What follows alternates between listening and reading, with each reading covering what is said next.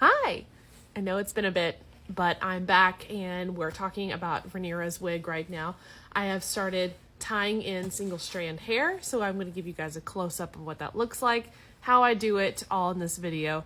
Because the rest of this wig, we have all of the strands, all of the wefts sewed in now, and the rest of this wig is going to be tying.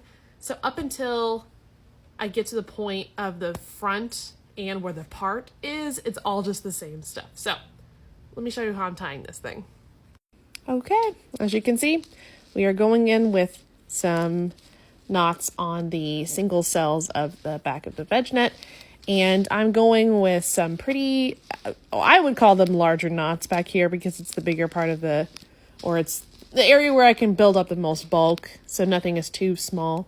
But I am using the hair off of the weft here to tie in with my hook, using pretty much the same method as I do when I put when I sew the, the weft on. Yeah, words are just slipping me today. So let me go ahead and show you how I tie one in.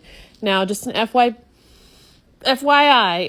this takes a lot of practice. If you are interested in getting started on ventilating, I can make a whole nother video to slow down how I'm doing this, how to show you, and we can go over that there if you like. Put that in the comments. But for this, I'm just going to kind of briefly breeze through how I'm putting this hair in. Also, please be with me because I've never recorded myself doing this. So it's a messy type of thing, this wig venting is, because you better be used to getting hair everywhere, because when you start putting in single strand hair on the basis of the wig, it goes everywhere. But essentially, this is what it is. You are looping, taking a bar on the foundation underneath the hook. You are putting the hair, grabbing it on the hook, taking it through the hook, and looping back and around, pulling it through. The amount of hair you put on each one varies with the size of hook that you're doing and where you are putting it on the head. But essentially, this is it.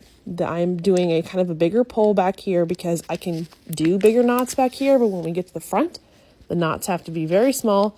Therefore, there is less hair in the knot.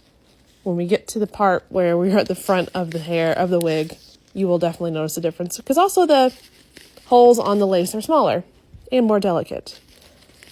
But this is how I'm doing and how we're going to keep going. If you have any questions about this, put them in the comments. I will answer, but this is what probably the next 2 nights I will be doing. Oop, missed that one.